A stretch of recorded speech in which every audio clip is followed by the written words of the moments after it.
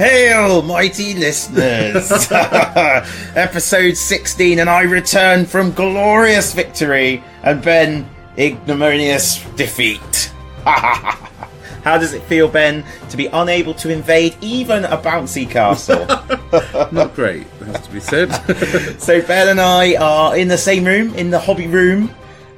We've been away to the Tenebris event. We've come back and we've decided that on our return at 20 to 11, be a fantastic time to record episode 16. So tonight there is on the hobby desk got some Hellbrutes that are staring at Ben a little bit right next to me, and Ben's been working on some Goliath, which are for me. Yay! We are then going to go the Galaxy of War, so loads to talk about. We have played 6 games over the last 2 days, which is pretty epic, so there's plenty to be talking about there. And of course there is a golden legion of absolute badasses on the way who we've had a chance to have a look at, and a few more thoughts. Into the mortal realms, we're keying up to start a couple of forces, aren't we? You've started getting your bits, and I've got mine. Then we go hail to the community. So we've seen some cracking community this weekend, haven't we, mate? Yeah, absolutely, we have. So we'll be talking a little bit about that. A lot of thank yous in there and some great observations. And then lastly, into the wild. So we're going to go back into those crazy old days of the world that was and the Blood Bowl leagues. So we've got a little bit to talk about there. So guys, thank you very much for joining us. As usual, we are stunned that people are still listening all the way through to episode 16. Thank you very much. Grab some refreshment and we'll see you on the hobby desk. That's your catchphrase.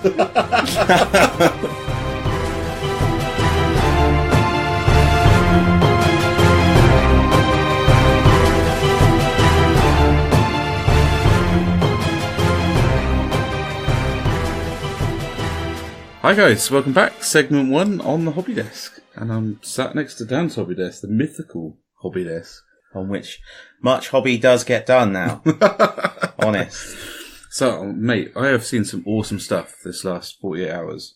But we're going to talk about that later, aren't we? We're going to talk about your We can't Hellbrutes. just talk about me the whole time. Yeah, well, that's true. You have seen me for about 48 hours. Yeah, unfortunately. Yeah, sorry about that. So let's talk about your Hellbrutes. Yeah, so 3 Hellbrutes. Yes, Staring at you. Bring them out onto the desk. It's not TV, Ben. People can't see what you're doing. No, but you tried anyway. I'm trying anyway. Yeah, so I hacked their legs up a bit. You did, yeah. Did a bit of conversion to move one of the lascans across into the missile launcher, just so that to try and mix them up a bit. Because they suffer from, like, dreadnought syndrome. Yeah, well, interestingly, so that people know, because there's obviously various Hellbrutes. These are the plastic kit. Games Workshop plastic kit, so I wasn't originally a big fan of them, and I actually went to look to get the Mark IV World Eaters ones from Forge World, but they don't produce those anymore. No. So I thought, no, okay, I'll go for it, and yeah, they do have Dreadnought Syndrome. The legs, it is a real shame, because actually the problem is the legs. The rest of the miniature is fine. Yeah. The arms are actually quite monopose compared to like the Imperial Dreadnought, because they only fit in 2 separate ways. Oh, right. They're not like on a ball joint. Yeah, it's because of all the cables and stuff. So, that is a bit of a shame. But, yeah, the legs are they're very flat and they're 2 parts. So basically there's the back and the front. Yeah. And you put them together. So, and because it's mostly like fleshy stuff, if you're okay with a bit of green stuff, you're alright. Yeah. I suppose. But you can't hack it and slash it like you can with, so I did. Well, I think that's probably easier to fix. It's possibly easier to fix, except for you can't do it with just other bits of plastic. No, but you can just green stuff in, like, I mean, because let's face it, demon stuff isn't exactly sensible. No, I mean, it's fine, you can't tell, but I found them a lot harder to do than when I did, because I converted my 3 Salamanders Dreadnoughts for 30k out of the plastic one. They were the Contemptor Dreadnoughts. Yes, yeah. And that was a lot easier. Yeah. Than these. But they're coming along. I've got a bit more base coating to do before I can do the washes. Yeah. And then build up through. So I've got 2.5 weeks I think I need to get them done by. I want to take them to Winter Tides. Because as we'll talk about when we get to games, I took the Forge Fiends this weekend, and whilst they were very cool and stompy, their actual damage output was very poor because they just couldn't hit a barn door. Oh yeah, I think they put like significant amount of shot into the windows of the Forge World store behind me when I was playing, but they didn't really kill any enemy guys at all. So yeah, need to push on with those. Got a bit of painting time this week, so hoping to get them finished this week, really, because there is so many other cool things I want to get on with. Oh, mate. Don't even. I feel like a dog chasing my tail at the moment. Yeah. So I think that the three of them look suitably different enough that they don't suffer from Dreadnought syndrome. Okay. Because I think that the old Dreadnought kit was the real bitch. to put that out there. To make it look like they were more than just standing there. Yeah. I remember, well, you probably famously remember taking the mick out of my attempt at making an old Dreadnought look like it was running. Don't worry, you just knock him over. Well, yeah, it's fine. I was lucky I haven't thrown him in the bin, frankly. Oh, fair enough. Yeah, do you remember my running Iron Snakes Dreadnought? No, I don't recall mocking you at all. And you mocked me for days because you thought it looked like it was falling over. Yeah, I didn't laugh so hard when we played that game and it came through the wall and crushed my Eldar Harseer. Harseer. No, I like him. Good. I didn't, What did you buy this weekend, hobby-wise, by the way? Like, painting supplies-wise? No, Joe listens to this. Was it a pot of corn red? It was, yeah. Yes, it was. It was. You heard that here. Write it down, record it, listeners. Corn red. Well, cool. It's because corn red is a lush colour. I think it is. I use it for so many of my, I don't use Mephiston red a great deal. In fact, I don't think I've ever used Mephiston red. But I use corn red a lot. So I used to use Scab Red a lot. I used to actually start with brown and then use I can't remember what the name of the brown is now. I can't remember. I used to use the reddy brown, the darker one. Mm-hmm. It'll come to me later. And then I used to use Scab Red and then highlight up from that. Scorched brown? Scorched brown. Yeah, that's the one. Yeah. So I used to do that quite a lot for my darker reds, but now I use corn red, wash it back with Devlin mud, and then bring it back up again. Devlin mud? Agrax Earthshade. Oh, I was showing our age, man. Mind you, Devlin mud isn't that long ago either. No. Okay. No. So, I got your Goliaths done. Yeah. They are actually behind the recording studio box that we use. So they're in the little mini cabinet. But we'll get some photos. They are really nice. Thank you very much. Oh, you're welcome. I'm really chuffed with them. I'm going to do mine slightly differently. So I've done yours really industrially. I want to add a little bit of the crazy into mine. So I was going to do the Baseball Furies from the Warriors film. So I'm going to have like face paint on them, white and blue, bit of black, and then obviously grime them up big time. And I was going to do the Escher with the skull faces on, so I really like that. I was going to say, that's what you've been looking at doing, isn't it? But I got the sprue out and looked how big their faces were. It was like, okay, whoever painted the face paint on those two is an alien or some form of demon, because that's just like the lips. Oh, well, we'll see. I'm actually thinking of getting a pair of like those magnifying glasses. Yeah. Because my eyesight's always been really good. Over the last sort of 5 years, I've noticed that at really close range, I just can't focus. So I'm wondering whether that's been the reason why I've struggled a little bit more with things like eyes. And Marcus, who comes along to the painting night, he has a set, and I found them really helpful the other day, so I might be getting a set of those. So if anyone's got any other recommendations for like Goliath mech facial apparatus for painting, then send your ideas in, because you're just gonna have your eyes replaced with Mechanicum. I want one of those glasses where like what film is it where the guy has like the lenses that come in and out of his glasses and you can select the ones he wants? Or is that Treefoo Tom? From CBeebies? I don't know, man. I think I do. Yeah, I know what you mean. The little brass spectacle thing. Yeah. That. But we're kind of rattled through our hobby list because we've got a lot to talk about what we saw this weekend. Yes. So I think it's really cool. Because there's been some really, really nice armies that we've both seen. I think it was straight out Ben, one of our sort of extended 2P's family, Ben Chambers. He's the standby Ben. Standby Ben. Which I'm sorry, Ben. Cage Paints on Instagram. Won Best Squad of the weekend and was in the nominations for Best Army with his Admech, and it's a lush army. Yeah, really nice. Yeah. In fact, the moment he got it out on Friday, just kicking around the shop, the hall, before the event, people were coming over and sort of having a look at it. And yeah. Well, it's really eye-catching. So it's because and we've got photos up already, and we'll put some more up. Because it's yellow. Yeah. And it's really cool because it's quite a vibrant yellow, but it's not a garish yellow, is it? It's a pale. It's almost a greeny tint on it. Yeah. Very, very pale greeny with some tint. blue spot colours in, which help, which are nice.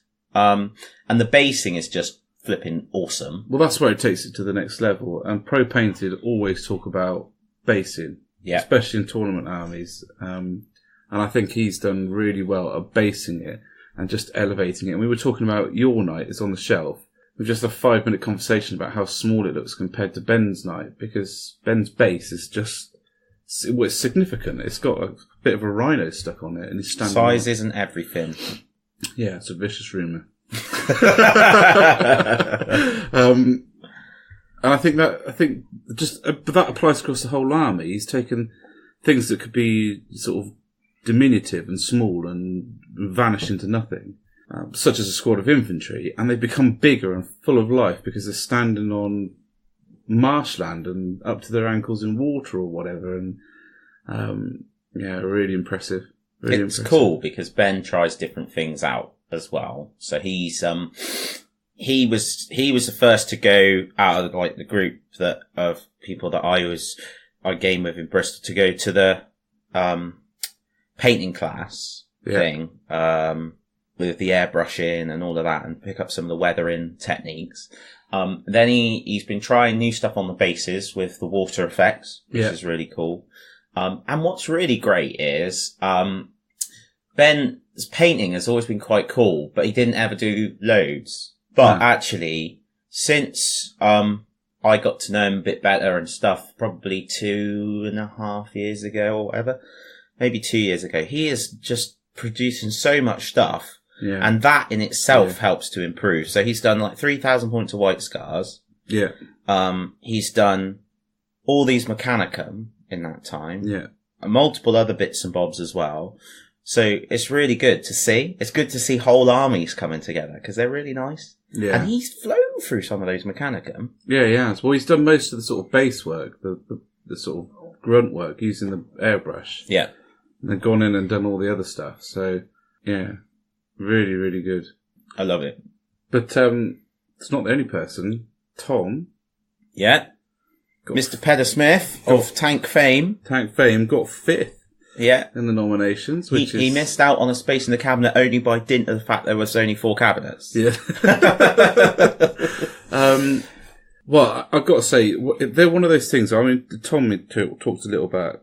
So Tommy talked a little about. I don't know whether we recorded this, but we had a long conversation about photographs and how models can either be made to look 100 times better or worse by the photograph. You never get them to look, or rarely get them to look as they look in real life. And I think it's the same when you're trying to take a photo of a game, actually, because there's this really awesome moment. You're like, oh, that's so epic and so cinematic. And then you get your camera out and you look at it and you're like, well, that just doesn't look right. The perspective's off or something.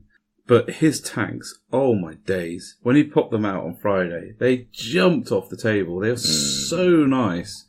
And yet on Facebook, they didn't look like that at all. I thought he'd done something more to them since he posted them, but he hadn't. They looked absolutely fantastic. And he was chuffed to bits because he had some of the heavy metal team coming over and having a look. And he got a load of nominations. And it well deserved, man, because his army looked fab. Yeah, and he spends a lot of time working on them, and I'm really pleased for him. And like the what they call repulsors. I've not yet been convinced by them until I saw them on this table. Yeah. And I was like, those look amazing. I don't just mean Tom's, I mean that model in itself. Yeah. And they looked great. And the contrast in the red that he's got is excellent. And what was also really cool is because the table we played on first was the city fight table, so it was really subdued around them. Yeah, and they just jumped out. And they were like, bing! And we've posted some photographs of that, and it doesn't do them justice. No. It doesn't do them justice. And I think it's a real shame because, well, they just look fantastic. They look fantastic.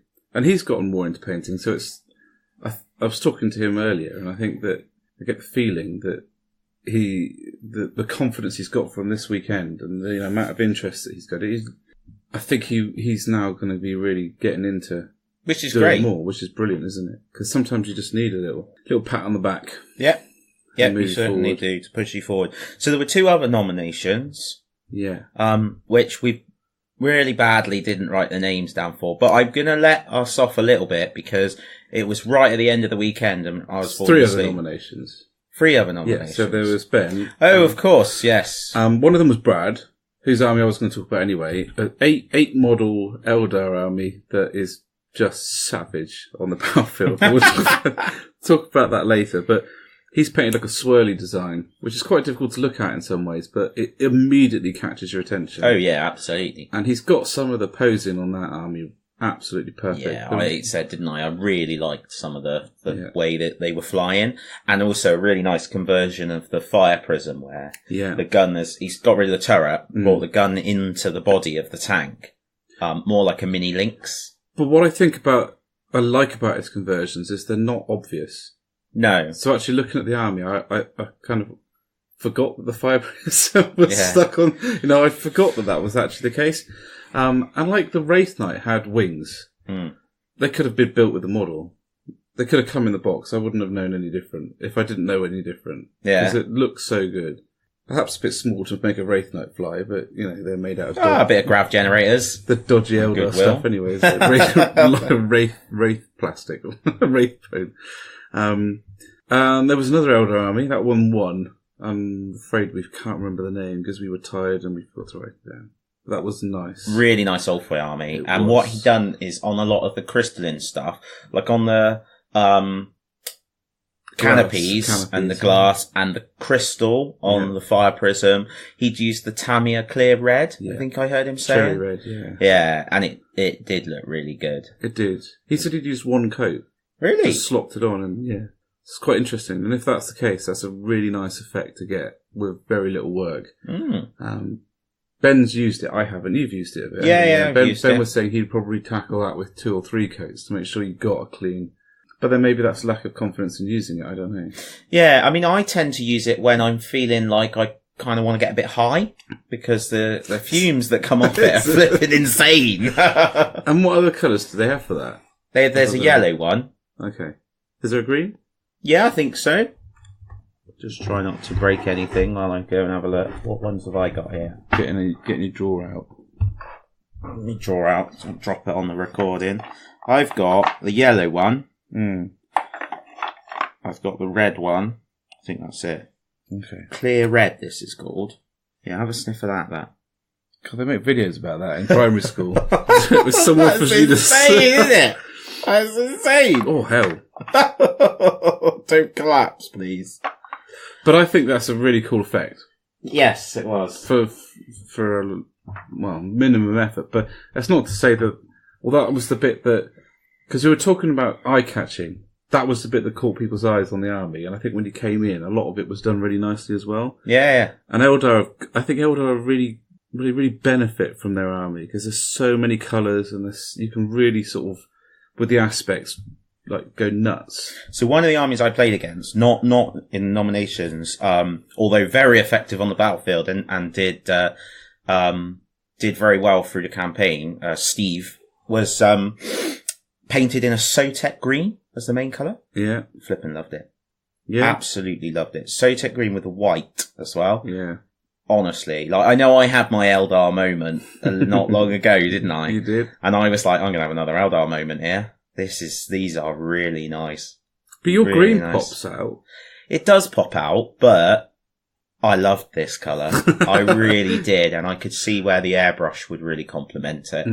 Because one of the things I've come away with hobby-wise is this real desire to put that little bit of extra effort into the army. Yeah. I've spoken about it on a few episodes now about what I want to do to the core and base-wise and blood and bring that up. But even like posing and stuff, so I've been thinking pretty much 2 hours on the way home, apart from when I was just like passed out, thinking about how I want to base Scarbrand, who may have accidentally been purchased and fallen into a bag. I have no idea what you're talking about. Yeah, I don't know how that happened. No. And I would There's really... lots of that happened this weekend. Yeah. I had to tell the guy in the shop I wasn't allowed to buy anything more. Yeah. And he said, well, what do you mean? I said, well, if you let me, then you're going to have to deal with my wife because she's just bad. So yeah, I want to add some real height and interest on basins for certain models. Brass Scorpion, I'd love to get one and have it like crawling down. Would you put that on a base? Yeah. Interesting, because that's a big base. It is, and that's the trouble is, right? I want it on a base because I'm just not very keen on miniatures, not on bases. To the point when I got really excited a few years ago when the Games Workshop staff head office went through this stage where they were putting their tanks on the Ragnarok bases. Because I really like it. I like models on bases. I think they look cool. But gaming-wise... So the Brass Scorpion actually wouldn't be too bad to place on the battlefield without a base because it's got big long legs and you can get in around stuff. But on a base, it would make it very difficult. So whether I'll do something where you can take it off the base. Yeah, I think that's a really good idea. For gaming purposes. Because I feel the same about the Warhound. I think I'd probably have the Warhound off the base for gaming and then on the base to have on display. Because I think the base adds so much to a model that you can't really not. I think with like a Brass Scorpion, what I'd like to do is have that coming down and then maybe even have things like a Bloodletter, like a whole other miniature on the base, like in the lieu of the rocky outcrops with a big pile of skulls and maybe like with a skull in its hand or something with like stuff dripping off it. That's binging. But I was thinking that would be ace. So, there's also an Iron Warriors army. There was. With some big Defiler conversions in there. Yeah, but they've done the Defilers onto 2 legs, which I really liked, actually. Yeah. Rather than the little crabby things. Yeah. I think Chaos have always, in my aesthetic, I don't like the stupid sort of wagon tracks for the would-be Kaitan. Yeah. And I don't like I never liked the Defiler legs. I just didn't like them. Although that was a huge and very sort of popular model when it came out. But I liked it on 2 legs. It had a sort of more sensible look about it, I suppose. Yeah, and he had a cool Dark Abeyant thing, which was like an Onager Dunecrawler legs. Yeah. With the guy from Forge World on the top on a pulpit, which I thought was a fantastic idea. And he weathered the army, like, big time as well. Really, really good Iron Warriors army. Yes. So some really good examples from Hobby Desk stuff, wasn't there? Yeah. Is there anything else that stood out? Yeah, one stood out for me, was a Raven Guard army that I played against. And he'd done the black, but he hadn't, it was clearly a black army, but it wasn't a black. I know that sounds really daft, but the mid-tone was quite a blue, like almost a, what were we on? Like Dark Reaper's got a bit of blue Dark Reaper, Thunderhawky kind of. Yeah. Looked ace, all done with the airbrush, and then the detail done in without. So the metal work and all that. Done to sort of as an army painted, so there was some bits of it that were just, you'd spent more time in, but the basic squads were basically done, the black airbrush and then done some detail. Oh, they're just so good. On the table together, it looked so good. And there were some models that really, really benefited from that black, the way he'd done the black through the airbrush. The Leviathan Dreadnought just looked absolutely gorgeous. Absolutely gorgeous. It was interesting, actually. There were quite a few Forge World pieces, which was nice, actually. It was nice to see that it didn't seem like, because often you find like Forge World, it's like, oh, can I use Forge World? That's always this thing, isn't it? It wasn't even a question. And it wasn't even a question. It was just everywhere. Yeah. Which was really nice. I mean, I had my Kaitan that I only used once. Yeah. Because he disappointed me. And we got to see the big Primaris, like... Oh, yeah, somebody had one of the new... What's it called? I can't remember. Battlegrav Tanks of Death. Oh, smaller than I thought, but still massive. I don't know why you think... I thought it was bigger than I thought, like width. Because I suppose, in my mind, when I see pictures, everything looks bigger. So, at the moment, what I'd love to see is one that's not painted in just a solid block. Because I've seen a picture of the Red Scorpion one, and the picture's quite cool, but I'd like to see it in the flesh, because I have to say, like, having seen the model, unpainted, and then the model painted just solid blue. Yeah. Neither one has really made me think. Now, concept-wise, I love it. I can hear it. I can hear it throbbing as it moves through a city and just steadily coming around. And, it's not zipping around, like, it's just like, I am coming. Yeah. You can just, you can feel it. And I'm surprised they didn't have that in the museum. I didn't see one, actually. I didn't see one. They had practically everything else. Yeah, might be off being photoed. Have we got enough time to talk about it? Yeah, we have. The exhibition, because there was some new stuff in there that was great. Really good. And I've completely forgotten what it was. Well, you just randomly looking at the time. No, I've forgotten what was new in the exhibition. Oh, right, there was loads new in the exhibition. Yeah, there was some cool new stuff in the exhibition. They've rearranged it. They have rearranged it. Yeah, they've definitely. So the second room, which is all the Imperium stuff. It's the Heresy and Imperial, has been rearranged. I actually preferred it in the new way it was. Yeah. So just trying to think what was new in that room. There was at least 2 new boards.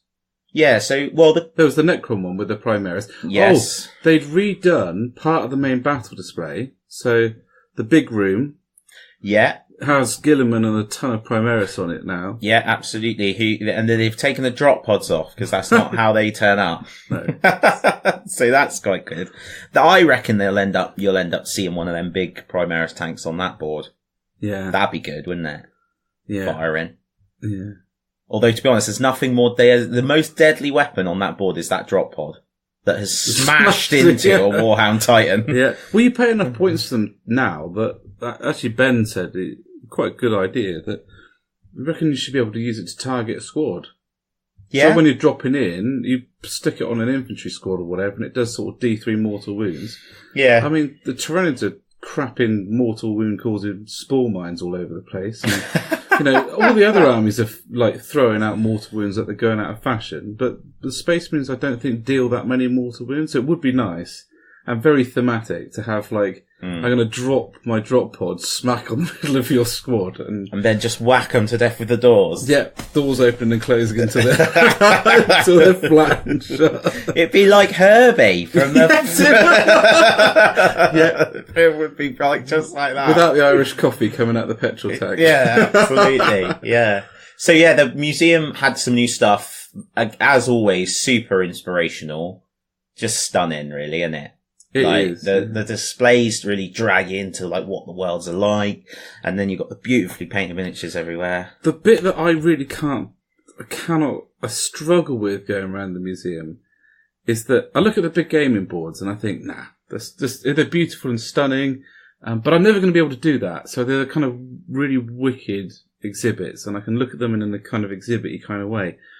It's the specialist game stuff that bothers me. So when I see the Silver Tower thing, and they've made the board tiles, and I'm like, oh, I could do that. And then I'm like, no, you can't do that, because that will take you ages. And then I go over to Blood Bowl, and they've made all those beautiful pictures. I'm going to make a Blood Bowl picture. No, you can't do that, because that'll take you, because they're just achievable. They're almost like something you have a shot of doing. And I have to rein myself back in, otherwise I'm going to have a house filled with Gore Chosen and Silver Tower just permanent setups. The thing I struggle with most in there is that there's no seats. Yeah. So I love it.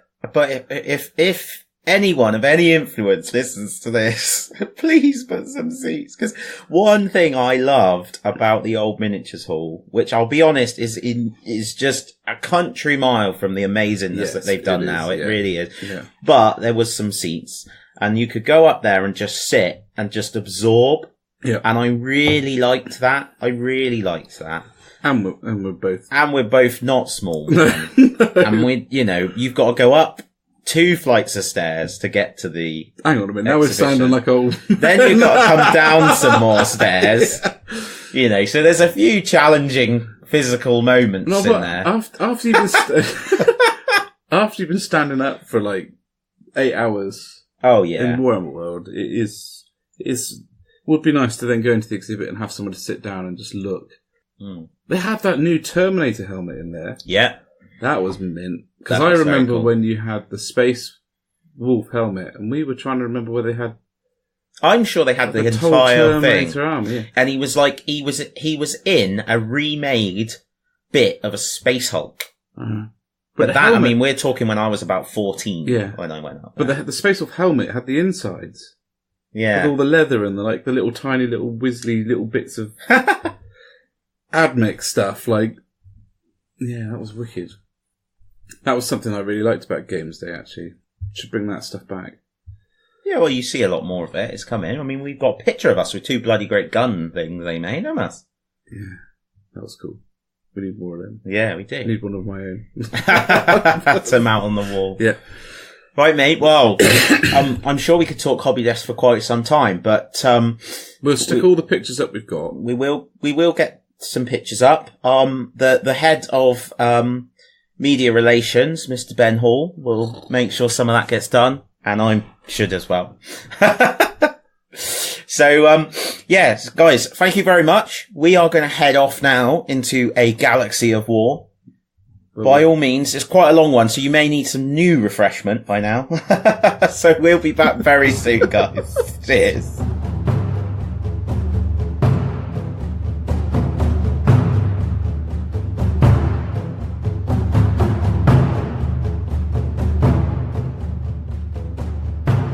Welcome back to my galaxy. Chaos reigns supreme. Only in Tenebris. Lies. So, fellow listeners. Yeah, I listen. No, you do. You interrupt. That's outrageous. That is outrageous. So the drop pod thunders ever on, and now we talk about the galaxy we have visited this weekend. So we've been to the Tenebris campaign weekend. So first ever organised event that I've been to in Warhammer World. Same for you? Yeah. Yeah, same for you. It's been a long way for me, so it's not something that I would normally consider doing, but no, make an effort is well worth it. It was fantastic. Well, that's it. It was brilliant. Yeah. Really, really good. Really well run. Organised, nice food. Well, that's important. It's important. Yeah, it was good food. Very important. Really nice to see the Warhammer community team interacting and involved and filling in as well. So, yeah. I saw a couple of times them jumping in because there was somebody didn't have an opponent or whatever, so making sure everything flowed. Yeah. Yeah, it ran smooth as silk. Yeah. Yeah. It was awesome, wasn't it? And energy. Yeah. There was a really good energy all across the weekend. And that's a lot to do with, because I mean, we've both been staff members in the store, which is nowhere near the same scale. But it was very clear that the team were putting a lot of energy into it. So it was lifting everyone up all the way through the weekend. And it was really good. And the atmosphere was nice and friendly. And it was a narrative atmosphere. There were people there who were clearly just there to whitewash anything that came against them with significantly beardy armies. But that was a minority, a very, very small minority. The rest are so many, like, good armies, nice armies, people bringing in lore, like background stuff, and like scrolls. Ed, what a legend! Yeah, Ed turned up with a. One of our listeners turned up with a corn icon, dressed as a corn sorcerer. Oh, it was brilliant. It was great. Well, I posted on Facebook that we were going. Yeah. And he responded saying, I'm going, I'll be the guy dressed as a corn lord with a giant corn symbol. And you couldn't And then on Friday, he walks in the door. And I went over and I was like, you've got to be Ed, or there's somebody else coming. And so well, how many people have a 3-foot across corn icon? Well, absolutely. Absolutely. And he even won top general for the Chaos Forces or something. And Lawmaster. Yeah, Lawmaster, that's what he got, yeah. And he won the top general. So he won all 5 of his games. So yeah. Hilarious. Absolutely brilliant. So that was nice and narrative. That was great to see. Yeah. And the Tenebris. So the basic story being that Chaos and Imperium fighting it out in the system. And there's these Luminers, which were mainly the objectives, and we kind of whittled them down through the weekend. It's a sort of second game, there was lots of them. Third game, they started to diminish. Fourth game, they were biting you in the ass. On a third game, they were disappearing in front of your very eyes. Yeah. Third game, they were smiting from them. Yeah. And then the final game, it was bang in the middle. So basically the narrative was that we were homing in on this one Lumina, and we were all kind of, doing it ourselves. But overall, that was what it was representing. And then the winning side got to decide what they did with it. And because Chaos won, and they can't be trusted with anything, they set it on max and split the galaxy open. So. Yeah, so what's cool, this is the second Tenebris. This is it? One was, yeah, there was one before. So it's going to continue. So there was Invaders, Chaos, and Imperium. Yeah, I was Invader, you were Chaos. Yes. Yeah. And before each battle, we had a little faction brief. With our faction leaders. And we got told off on everyone because we were losing. So, which was quite cool. Lots of blood for the Blood God, shouting. But not insane. No, I don't but believe it was good fun. I believe that when you went into the Bugmans, they had to have restraining. Yeah. So that was really good. Hooks on the end of sticks to keep us in control. Yeah. And then we went off, and as Ben was saying, so we had 3 games on the first day, and 2 games on the second day. Yeah. Of the main thing. There was a combat patrol the night before, but we were so tired, and we just played a massive game that we, that was wicked. So, but yeah, so really good. And if you haven't tried that sort of thing, you totally got to try it, because it is amazing. I enjoyed it a lot more than match play. It is well, so this is the thing that I think gets lost. So all of those games functioned as match play games, but with people who brought an attitude of narrative to it. Yeah. Which has been the case since wargaming began. It's just now it's actually written down. So that was good to see. Really good. So, talking a little bit about games. So, played 5 games in the actual campaign itself. We'll talk about our game in a bit. The bigger game at the beginning of the weekend. So I played, my first opponent was Sam, and he had Sisters of Battle, which was really cool. So I'd not played Sisters of Battle. I don't ever want to see Celestine again. Ever.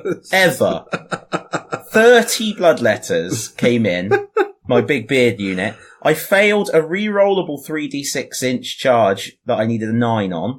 And then Celestine came, whopped a load of them round the face with the hand of with the help of a few few Sisters of Battle. They shivved her, then a load of them ran away, and then she resurrected. I couldn't believe it. So, in the end, managed to get a victory there, which was a shock to all, but it happened. But so it was very cool, and Sam, good up for him for playing Sister Battle, because it was great. It was great to see it. It's nice to see a Sister's army. Yeah. So then, second game, I got to play Lewis and his Mechanicum army. So split force. So he had Mars and he had, Styges in there, which was cool because I've only played Mars, so I hadn't seen any of the other ways of working. So he had a couple of battle robots appear. Flipping heck, Electro Priests. My Khorne Berserkers ran in and just died. Well, they did strike first. Yeah, I know, but I'm still not having it. It's ridiculous. That 2 command points to interrupt is just brilliant, and it hurt me a lot. In hindsight, I should have attacked the Electro Priest first. Chose to because I went after the robots because they frighten me because they're quite big. So scary effects. Yeah, scary effects. So again, fortunate, got another victory. The deep striking bloodletters were ace, and the skull cannons. Yeah, they've been a big turnaround for you, haven't yes. they? I like the so much. So I won't shut up. One. Yeah, well, Ben kindly got me one for my birthday, so that was good. So we got an extra one of them, and then third and final game on the day was Steve. Steve boxed with his Eldar, so quite cool because found out Steve lives only over in Bath. But his army was very mean. It made me sad. No, it was an ace game, a really good game. He's done some really good things in there.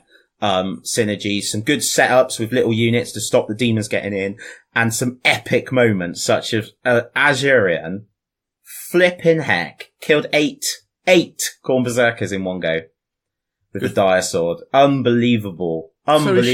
Yeah. So, yeah, that was a bit of a shock. And to be fair, Steve was very unfortunate on his psychic test. I'd never seen anything like it. And my head couldn't compute because obviously psychic has changed to 2 dice trying to get to a number, whereas it used to be the other way around. And he was wrong. He was like, "Oh, failed." And I'm like, "Has he failed? Too much Should corn. I say anything?" You're playing too much corn. Yeah. So that was really cool. And he went on to get best general on the invader side. He did, yeah. So not so bad that I lost that game. Not No. so bad. And then, on day 2, started off with a fight against Astra Militarum, who are our new frightening people, aren't they? Terrifying. Yeah. I could spend a whole podcast talking about how horrible they are to play against. It's just unbelievable. It's almost hard to keep track of. It is. It's so hard to keep track of. Doing that, and then that, and then that, and then, oh my goodness. And this buffs that, and this buffs that, and this psycho's got that, and So what I would say though, so Patrick I played, in that game with his Astra Militarum army. Cadian, Baneblade in there, Pask was in there. Pask killed 19 bloodletters and put 8 wounds on the Khitan in one turn. So that was pretty epic. So he went first. Mm-hmm. By the end of his second shooting phase, I shook his hand and said, "That's it. I can't," because I had nothing left on the board. I think I had about 8 bloodletters and a rhino. So, but what I did say to him, and it's a really good show from him. He was such a nice guy, was such a great character and I said, to be quite frank, that game would have sucked. Except for the fact that you have been so nice about it. We've had a good chat about hobby. Yeah. We've talked about what we like and don't like, what's hard. And we both acknowledge the fact that ultimately, if I had got the first turn, maybe not by turn 2, but it would be likely that the game would have gone the other way dramatically. That first turn which is a massive deal. So, yeah. As much as I was completely demolished, quite quickly, whereas against the Elder I was demolished, but I did draw it out across the 2.5 hours. Slow down. Yeah, slow down. Still only 3 turns, mine. It was still a really good game, and then I played this. I don't know how I stomached it. No, it must have been. He looked an awful lot like you, actually, this guy. In fact, exactly like you. Like a cat with fluffy hair. Yeah. Cat with fluffy. So listeners, the P's laid down grudge match, which we haven't done for a long time, have we? It was right at the beginning when I came down to your house. Proper grudge match. They actually asked, didn't they, if anyone had any grudge matches? So I started waving across the thing at you. Run across the gaming table. Yeah, absolutely. Yeah. I think I claimed that your hair offended me, so I needed to grudge match against you. So we played, all fighting over this central objective, and literally because you just went deep strike in, and I'm just going to sit on this objective. It did revolve around the objective. Yeah. My Corn Lord, glorious, mighty Corn Lord, charged your dreadnought, or tried, got shot in the face by an overwatching las cannon, lost 5 out of his 6 wounds, failed his charge, and then was promptly gunned down the following turn. By a melter gun. Yeah. So he was glorious, wasn't he? Puddled. Yeah. The demons did some kind of, it was a bit like they were doing, Well, you struggled with the drop pod. You know the conga song? Choo, choo, choo. Yeah. It was a bit like that, wasn't it? Yeah. Big long line. Yeah, your drop pod was in the way. Very inconvenient, to be honest. Just done on purpose. Yeah, absolutely. I'm sure you thought it through. All of about in 3 detail. seconds. Yeah. So actually, although at the end I still had my Forge Fiends and my Skull Cannons left, that was only because they were out of the way and could be got by your dudes. Because there wasn't a lot left in the middle. It was a bloodbath. Yeah, everything was dying everywhere. There was that lovely moment at the end with the Venerable Dreadnought and the Captain fighting back to back, just surrounded by... Yeah, but they died though, didn't they? They did at the end, yeah. Because of... So I won, yeah? You did. Yeah! Skulls for the Skull Throne! Yeah. So that's 1 apiece. It is. Because you won the first time, so... just means we'll have to play again, I suppose. Yeah. Woohoo! Yeah. So yeah, that was ace, mate. I really enjoyed it. And I think... And it was a really cool way to finish the weekend. Yeah, it was. And I enjoyed all of my games. I definitely enjoyed ours the most, but then you'd expect to because you're kind of an okay guy. So, but I was really lucky. Not only I enjoyed all my games, I played 4 great people, and I played 5 great people. I was looking at you. 5 great people, and 5 different armies. Yeah. Which it was amazing. Yeah. So how about you? On to you. Well, my first game was against Brad with his Eldar, 8 models. First time I played Eldar, he got the first turn and wiped out half my army. Flat off the table. It's an army of flyers. Those 2, you keep remember the name, I don't remember them yet. The 2, fighter flyers. The Hemlocks.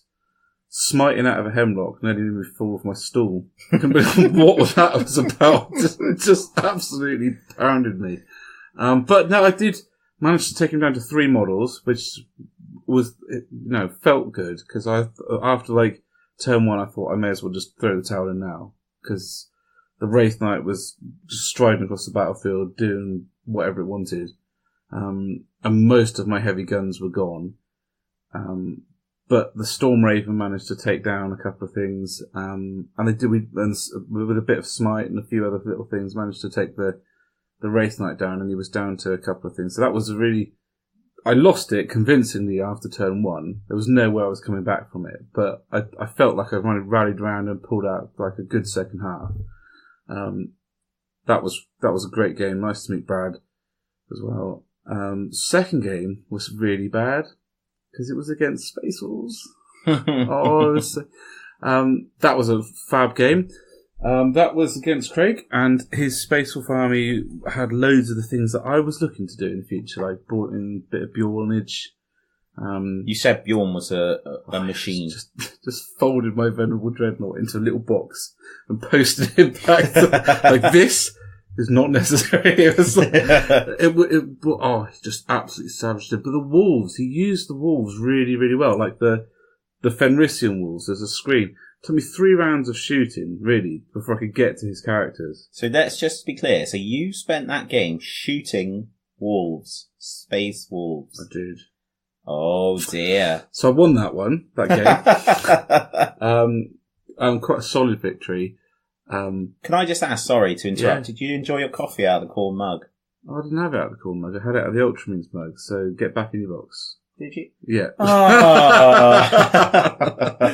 That was great. Then my third game was against Mike Adami with his Raven Guard, and that was a fab game. That was really close to the wire all the way through, and through no fault of his as well. So it was the one where the objectives were disappearing. So you were scoring points for holding the objectives, and every turn it was one of his objectives that were disappearing. Yeah. And then right at the end, we were level pegging, and he was clearly dominating the table. I had 2 sort of fractionless squads left and a captain. And one squad managed to get to objective, and there was nothing there that could have dealt with them. And the other squad had been holding the objective for the whole game, and he had his assault squad sort of coming in on them with Shrike. And they did a last stand on the door, and this other squad was there. And if the one where the last stand had stayed, he was going to win that. No way I was going to earn enough victory points. But if the one on the other side had stayed, then he'd have taken him a good 2 turns to get over there and deal with that. Of course, the one on the other side went, and the last stand was where it was, and he totally deserved the victory, because as much as I was winning by being a bit gamey and keeping the objectives and moving the objectives around, he suffered badly from losing the ones that he had. Yeah. And it was just a wicked moment with the last stand, with the squad falling back up the stairs. It was really good. And his army, like I said, I spent most of my time being completely distracted by how nice his army looked. So that's my excuse for not winning that one. Good reason. Good reason. So day 2, and I played against a Luke with his Astra Militarum, and I suffered. I really struggled to play against Astra Militarum. Like you said, because there's so much going on that I just can't keep up with it. Rerolls and orders this, and little fancy relics and and they just generate command points. I swear they actually create them in the game themselves. So they seem to be... He was getting command points if I was using a stratagem, and was sort of keeping his command points whenever he used one. I just find it so difficult to keep up. He trounced me. I think it was something like 17-0. He dominated the objectives right at the start of the game and never lost one. And that one, you could smite from the objectives, so it was even more painful. And if you had a character there, they generated more points every turn. So yeah, that was bad. That's the one. That's the game I played when I was playing Astra Militarum and was shot. It was interesting actually because I spoke to. I'm not sure. I think it was Ben Chambers I was speaking to afterwards about whether I hope that Patrick enjoyed the game. But Patrick was the Astra Militarum player because he beat you so quickly. Because and not only did he beat me quickly, because that's. There was very little. There was the deployment phase, and then it was pick a unit, roll the dice. Pick a unit, roll the dice. So it literally just sat. No real manoeuvring. Yeah. Sorry, I tell a lie. He did have one of the what is it called? Not the Valkyrie. The Vulture. The Valkyrie with las cannons. Yeah. And that was moving. Yeah. For 2 turns that I lasted. But other than that, everything just sat there, did its ordered and fired. And I'm just thinking about the gaming contract thing that we've spoken about before, Yeah, and I think it's so important I think my top priority when I'm playing someone is that they're having fun. Yeah. That's my number one priority all the time. And I feel like in Game 4, Luke might not have enjoyed it as much as he could have because I was really struggling to keep up with what he was doing. He was moving so fast. He clearly knew his rules really, really well, or understood Astra Militarum really, really well. And he was rattling through all this stuff, and I was desperately trying to keep up with him. So I didn't have kind of the brain space to be my bubbly, interactive, narrative kind of self. Yeah. So just an interesting one, whether with the army being so effective. Yeah, because there's a point where, it is so effective and people can't do much against you that it loses that sense of drama or suspense, as it were. Then the good thing is with 5 games, I suppose. He's going to find an army that will be able to deal with him. Yeah, I find that Marine. I don't know. Might get completely shot down by this by the listeners, but I find the Space Marines at the moment not punching it the right way. And I find that when I'm playing against them, and I find that when I'm playing with them, they're not generating that mortal wound output. It's just a one example. They don't seem to be doing it. And if you take the Astra Militarum I was playing against, group of Scions, 10, with a hotshot lasgun, -2 AP. Okay, so they're strength 3, but they're carved through Marine units. And you fire back with bolt guns, and they just don't do anything. Yeah. And there's no way that a unit of Scions within 12 inches of a Space Marine unit should stand a hope in hell against bolt guns. They shouldn't. They should just get flattened, absolutely outright flattened. Otherwise, if I was a Space Marine, I'd be getting myself a hotshot lasgun. Yeah. And when I found out when I found out that their psychers had the same amount of wounds as my Space Marine psycho, that was what? No thanks. Yeah. It just seems a bit perverse in some ways. But there we go. I've got the Astra Militarum book. It's my mission to go home and find out how to beat them. Luke's idea was to take out the characters, but that's just so hard. Yeah. So I might just have a back line of Vindicare assassins to take out whatever pokes their head out. And your last game, was that pretty good? Nah, it's just a bit rubbish. Really. No, it was fab. We had a good time, didn't we? Really good. That was like a bloodbath in the middle. Yeah. It was just like a huge pile of dead. Yeah. But, I think I learned a lot this weekend. I very much still amaniaed my list, so I kept it exactly the same. And I watched people change out their weapons when they saw my army and were modifying bits that they were doing, which is fine. But I'm very much this is my army, and this is what plays against all comers. Yeah, there's a lot to be said for that. On the first day, the only thing I changed was Khan. So I put Khan in after the second game, but that was because my lord died in the first game, so I felt like I didn't want to use him again because he was dead. Cursed. Yeah. And then the next day I did use the Kaitan because I took him all the way up there and I wanted to use him, and Patrick had a Baneblade, so I felt like that was the fairest. That was the time I saw a matchup which seemed fair. Well, a Lord of War versus a Lord of War. Yeah. Is the Kaitan a Lord of War? Yeah. But he also died, so he went as well. And then in our game, I went back to the list I used right from the start. So, learnt loads, got very excited about demons. Well, and more corn. Like, I keep trying to start something else, and every time I'm like, but if I just had this, even in our game, I was like, I'm just thinking about getting some, Corn Terminator upgrade parts and you're like, no, you've got enough. Stop. Well, yeah, in the future, but at the moment you've got to get your noble sorted. Yeah. So Tenebris was flipping fantastic. Yeah. Really great. Tom, going with you, Tom, Ben, fantastic. Really nice to be able to come together after the games and talk about them and stuff. We did a quiz. We got 32. 33? 33. No, 32. Definitely 32. We were in the middle. Yeah. We weren't there. Yeah, we were. Yeah, it wasn't the end of but the world. But it also wasn't encyclopedic like some of the other teams. Yeah. So, I think it was out of about 40, I think it was out. But anyway, yeah, so... And Bugman's food. Oh, that Build-A-Burger. Yeah. I could have gone back around for another 2. Yeah. Bugman's food was ace, wasn't it? Really good. And you tried, like, the biggest eclair I've ever seen. Oh, it was ridiculous. You got a picture, though, didn't you? I did, but I don't think it fit in the camera screen. I tell you what, it was a similar... If you go down to the shop and pick up a loaf of bread, it was about that size, wasn't it? Yeah. About that size. A proper loaf of bread. Yeah. Yeah. So amongst that and getting to catch up, because I obviously, when I work with Games Workshop, I'm going up to head office and stuff, so it was nice to catch up with a few people. Yeah, it was. And listen to their points of view on things. Yeah, absolutely. Yeah. So I was chatting to Paul Hickey, who when I was in Games Workshop, was the manager of Warhammer World, before they redid it all, and just chatting about chaos and skulls and stuff, and Kerry from Warhammer Community Team, chatting about putting skulls on stuff. So that was great. And then, Max and Aidan, just talking to them. It was just really cool, wasn't it? Just catching up and just chatting hobby. Yeah.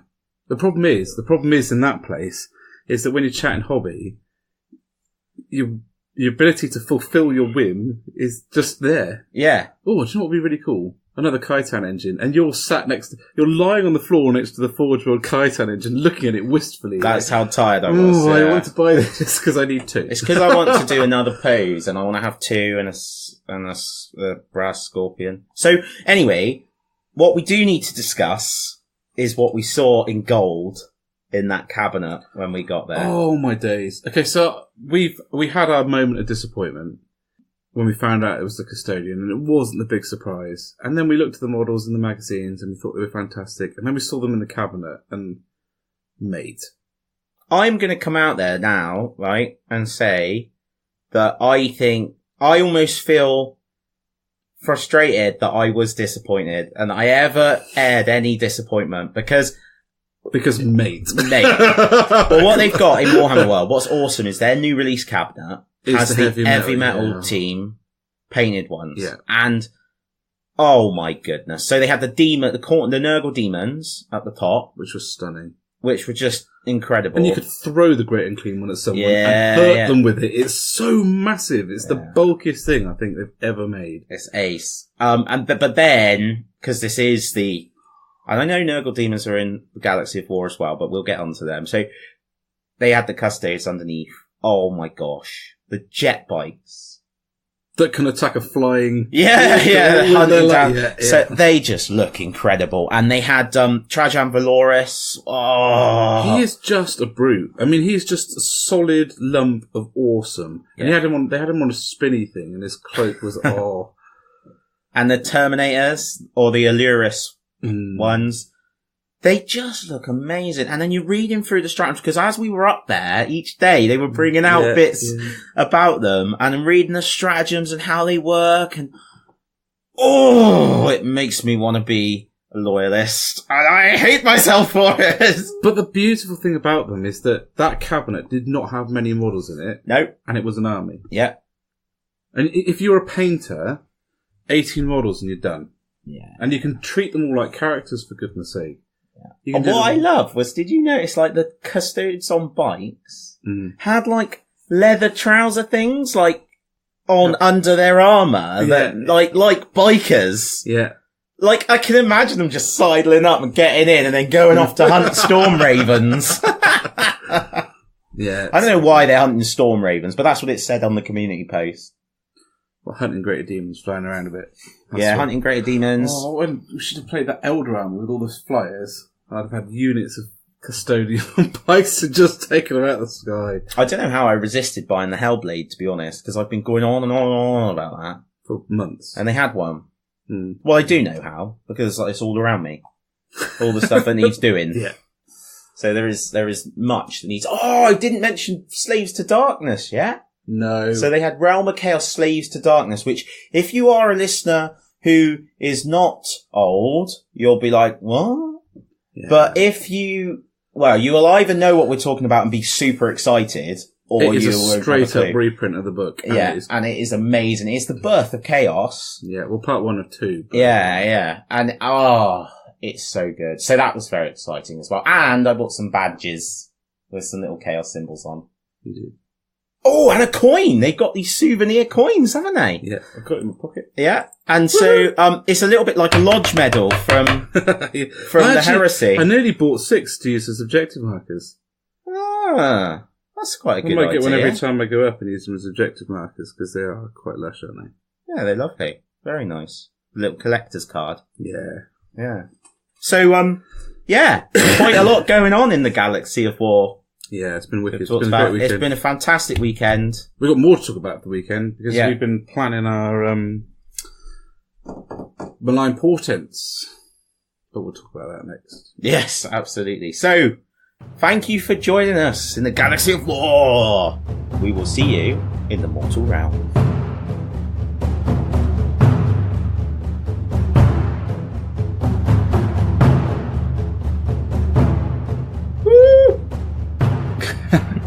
Hi guys, and welcome back to the Mortal Realms. Dun dun dun. And Malign portents. Oh. And I'm super excited about Malign portents. I've bought my Battalion box set, getting started box set, and I'm moving away from goblins to get the Iron Jaws done, which I'm super excited about. You were quite excited about the big Gorg Grunters are so nice. I nearly put them together in the hotel room at like 1 o'clock in the morning. And what colour are you doing? I don't know now. Actually, because you did like the red when we went round the displays. Yeah, the red, but perhaps not the red that I did for my Shadespire Orcs. Which would be a shame, because then those wouldn't be able to play in. But that's part of the course, I suppose, in some ways. But I suppose part of the problem was me looking through the Iron Jaws book, and it had like other examples. Like there was ones that were white, and it was talking about how they have white with a bit of other colours in, and then whatever other stuff is added to them in the mess of battle. So that quite fitted in with my idea of what my kind of weathering and effects sort of bender I'm on. It'd be interesting you doing white, because, and I know it would be different to the white you always wanted to do for your elves, but I know in the past white has frustrated you greatly. It has, yeah. Because I mean, my Iron Snakes are a good example. I do my Iron Snakes completely different. Did my Iron Snakes shoulder pads completely different from, say, how I did my Long Fangs, the white on my Long Fangs. Because I don't make them flat white anymore. I used to want to highlight get the whole panel up to white, and then I'd be happy. But actually you don't need to do that. Because the colours that are close to it, like Ulthuan Grey and Thingy Flesh. Help me out. I'm so bad with the names of these things. Pallid Witch Flesh? Pallid Witch Flesh, yeah. Yeah. looks almost white, and then you can fine highlight the white around the edges, and I think that looks better. Yeah, I actually watched a how to paint guide that Duncan did, the Heresy World Eaters, and he did exactly that. He used Ulthuan Grey over Corax White, and then he went in and he spot shaded with the white on the white. Spot shaded with Null Oil, I think, and then he used the white for the highlight. So and then he did the damage afterwards. Or you could do Mark Bedford's with a spray can. Well, so we're off topic again. No, well, we're coming straight back onto topic with what you've just said, because I'm going to do Nurgle. I'm going to do a Nurgle Demon. You've just seen a new colour scheme for them you quite liked, didn't you? White. Yeah, I did like that, white with the purple, but that's not what I'm going to do. So I am going to do, so where Mark Bedford uses the, he sprays them black, and then sprays them white. Straight away before the black started drying. Well, similar. So what I'm going to do is spray them completely black, and then spray them 45 degrees down and from the top with the white. And then using the airbrush, a thin coat of, I think it's called Deck Tan or something like that, which is a Tamiya colour, so that you've got that pre-shade going on. Then it's going to be dry brushing and shading from there. I'm going to use the airbrush to hit like the guts and stuff with like a pink, or not a pink, what colour are you going to go for? Green? Yeah, just slightly off green. So, like Nurgle green? Yeah. Not off as in gone off. But so, mostly, actually, it will be quite gone off. I think I'm probably I'm very tempted to do a bone white. Because I quite want to do an army that stands off the table. I was going to do bone white for Death Guard, right? And then do the demon slightly green. Yeah. But the more I've seen them, the more I'd actually prefer the green. But that's because I think if you use the white, you have to really contrast with the other stuff. And I don't think many people have done that. Like, that was one of the extra tables from the Warhammer display that we'd forgotten about.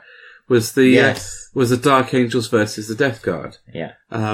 And that was done in the pale, wasn't it? The bone white. But the guts they didn't pop out.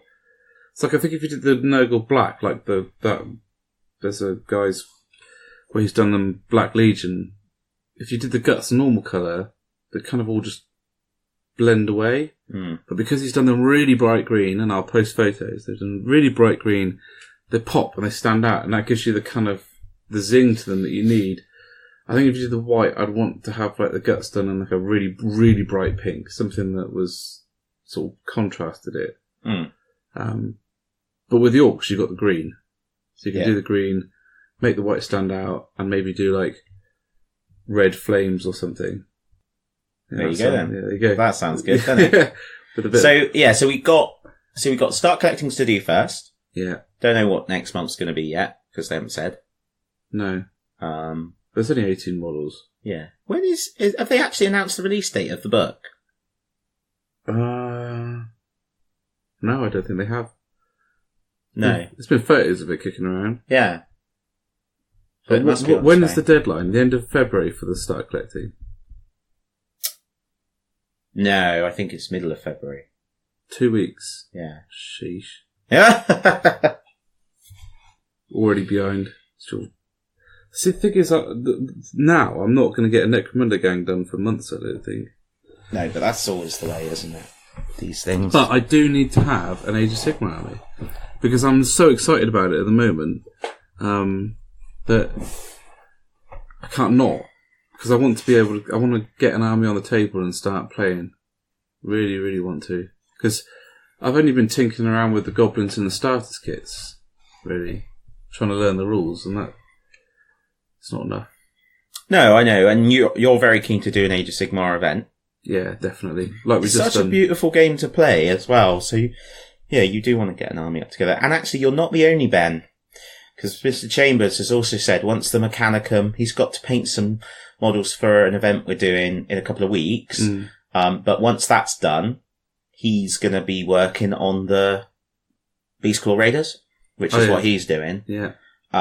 Which is nice. The test model he's done is really, really nice. He posted that? Yeah, it's really nice. So he's going to work on those because he wants to get Age of Sigmar up together as well. Yeah.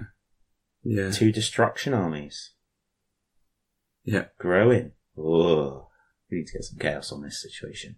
We really do. Yeah, we do. So anyway, so I'm going to do Nurgle Demons, but I am going to do the complete Nurgle package, the Maggotkin package. I've got the book. I've had a quick flick through. I haven't really read anything very interesting.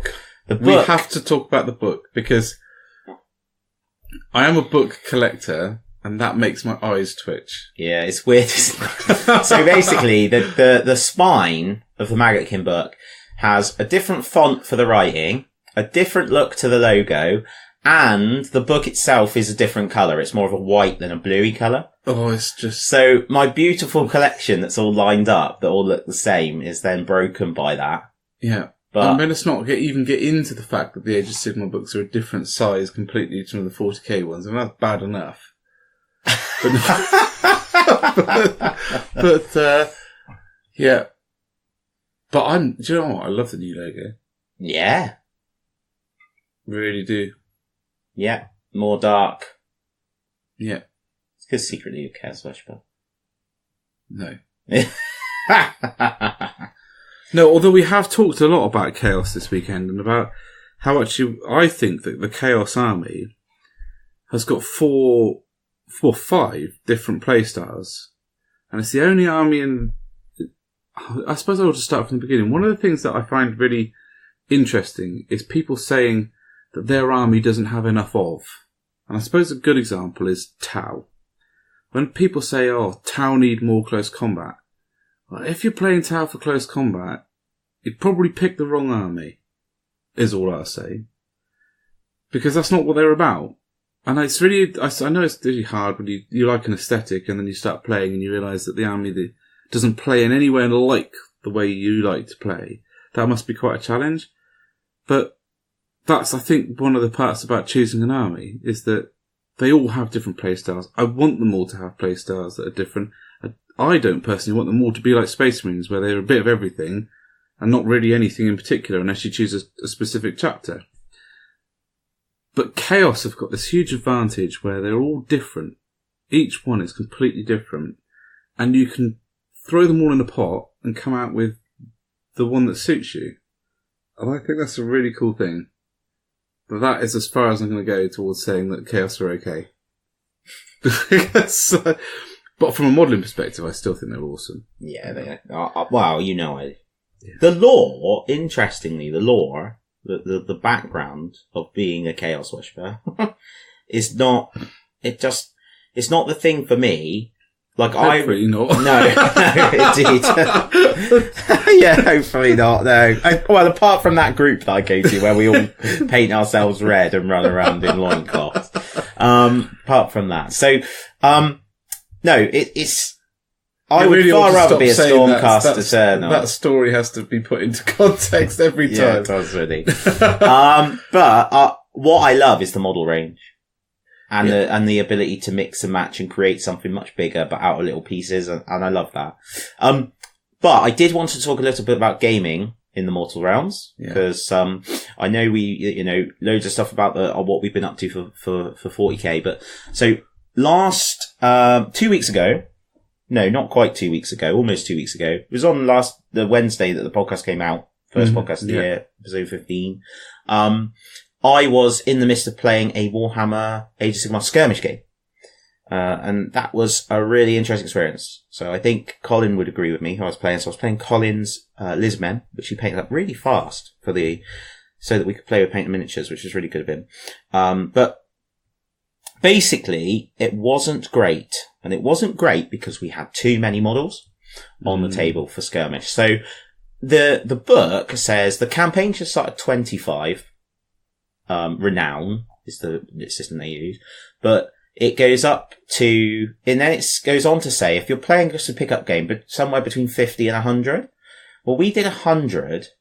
Of course you did, because I always do that. You can't go for a normal number. You go for the maximum. Yeah, do it to the max. Far too many models. I had 34 models, and Colin had something like 50. But because every single one... That's a full... I know. Well, that was the problem. And everyone acted independently. So we just didn't get that engagement with it on the individual level. So we are going to try again, but I would definitely say, if anyone's thinking of playing it, keep the model count down. Yeah. Make it a little bit more personal. Make it more like a skirmish. Yeah. Yeah. All right. Well, we could go back to talking about Tau in the Mortal Realms if you want to, but I'm trying to talk about something gaming. That was a good example. So anyway, well, what did strike me though was I thought I might do a skirmish one with like a Stormcast Eternal and then like a Fire Slayer and mix it up a little bit amongst the order rather than doing specific warband. That'd be cool. I think that'd be quite good, isn't it? Because one of the things I like about Shadespire is that it gives you an opportunity to dabble in different model ranges that you otherwise wouldn't. But that's another example.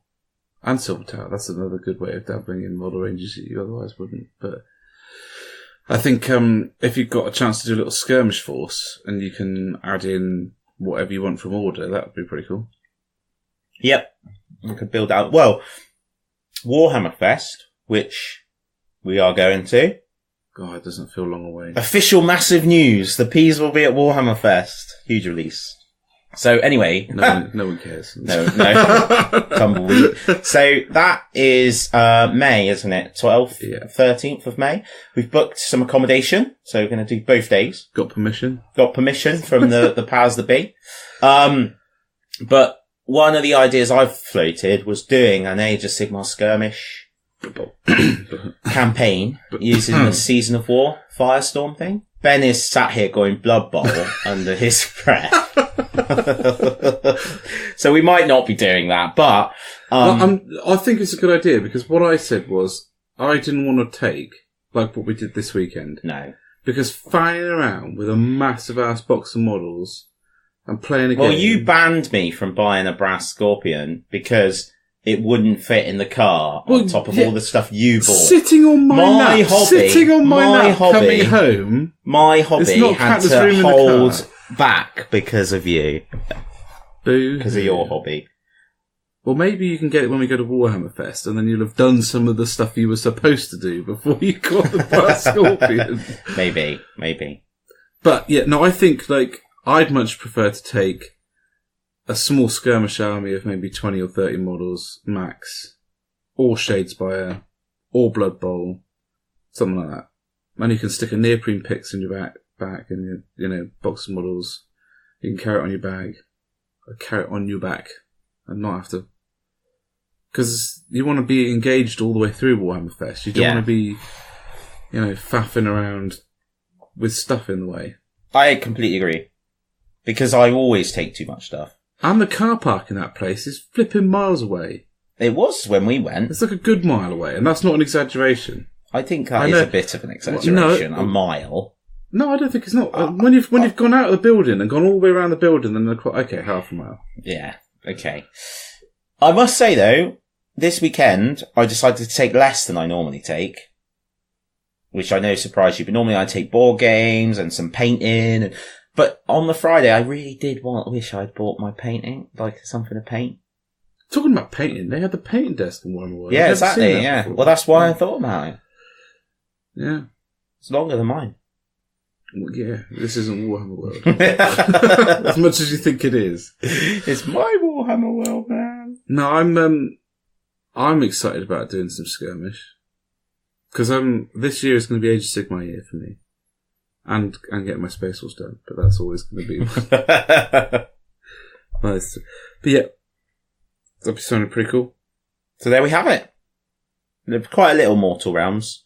Actually, it's about the normal length, but in comparison to the amount of time we spent doing hobby and talking Tenebris, it seems small. But that's fine. That's good. Short and sweet. Well, we could talk about the Nurgle, because we've got that model range is significantly nice. It is significantly nice. It's ridiculously nice. Yeah. The Puscoil Blight Lords whizzing around on little flies. Yeah. They're amazing. They're very strange. And that's what I love about them. When you look at them, they don't make sense. It's almost like it reminds me of that story with, what's his face? The gardener dude. Yeah. Where Copsus Buell. Oh no, Horticulus Slimex. They're so massive, and they probably think, oh, we need something big to get around. So they sit their asses on these massive flies that look like they're struggling to move. So they probably don't move any faster anyway. So they're just like this bloated, buzzing brrrr. And like, here they come, run away. The dude sat on top like, come on. I think they're fantastic. They are. And I'm waiting for the first Nurgling army. Yeah. Because every kit has got a Nurgling in, where your Soppity Blowpie is the guy from that. Just a little Nurgling one. Yeah. And the Great Unclean one is the Great Unclean, is the Nurgling champion. So some of these models are on my birthday wish list. Oh, they're tomorrow. So some of them, I might have some. Happy birthday to Dan. It's his birthday to... Well, no. Well, no, it was... 2 days ago. 3 minutes... No, 2 days ago. Will be when they're listening to this. Oh, yeah, it will. That is true. It actually even says the 22nd of the first on the computer now. But it's only 20 past midnight now, and I was not born until 3 minutes to 6 in the morning. So I'm still not out yet. Quick. Change the subject. You're like, where's this going? Right, let's head on over to the community. Yeah, thank you guys. See you in the community.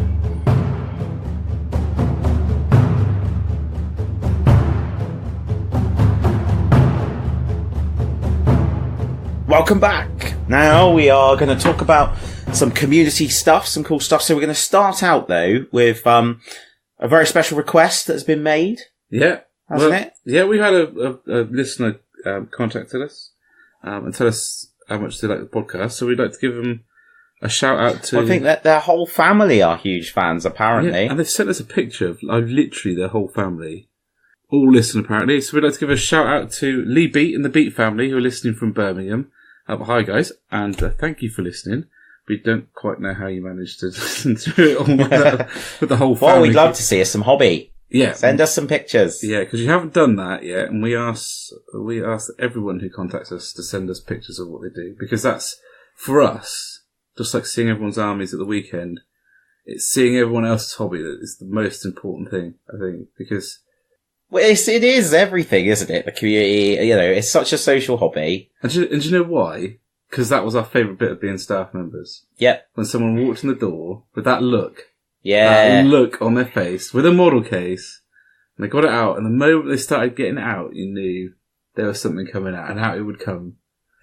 And it would be like something they'd spend hours pouring their heart and soul into. That was my favourite bit of being a staff member, big time. So, thanks for listening, Lee, and the family, and we'd love to see what you guys get up to. So send us pictures, post them on our page, and everyone can see them then, and we'd share the love a little bit. Thank you very much. Yeah, and so on a community note, what we wanted to say was just how awesome it was to have such a friendly atmosphere this weekend, wasn't it? It's just really nice to see.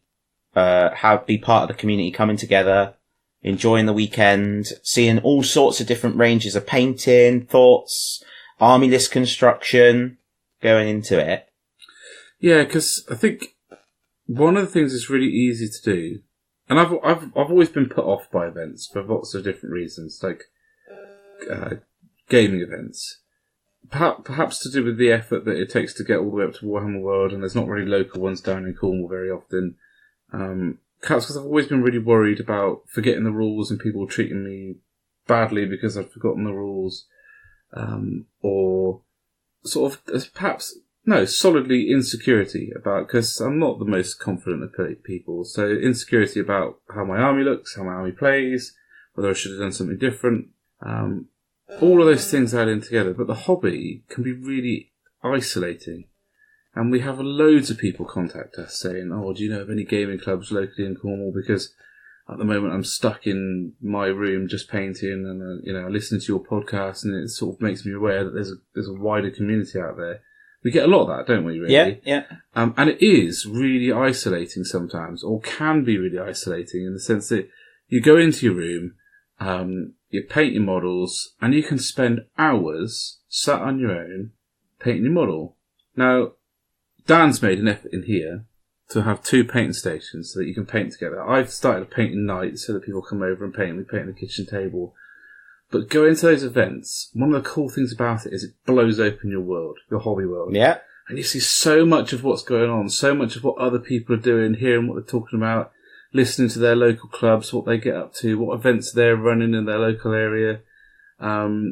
Just looking at their armies and thinking, God, I'd never thought of that. What a brilliant idea. Yeah, absolutely.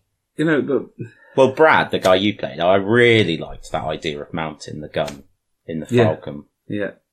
And then Steve, who I played, I really liked the Sotek green he used on his Eldar. Yeah. Those two things combined are very dangerous. I don't need to go back there again. No, what for a little wibble into the Eldar world. Yeah. So, yeah. And this weekend has brought that home to us quite considerably, I think.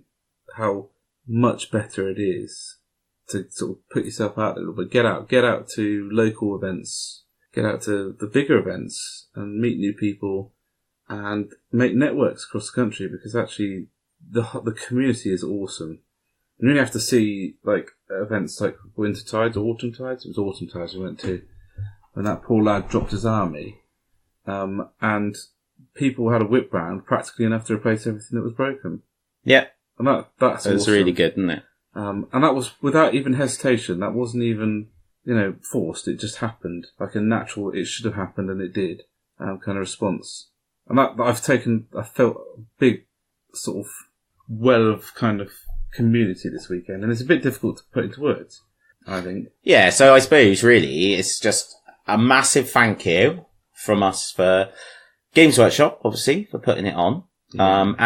And not just they put it on, obviously they put it on because they're doing events and trying to engage people and stuff, but they really put the effort in. That pack we got given when we arrived, a dossier with some cool pictures in, bits of background, the missions that we were going to be playing.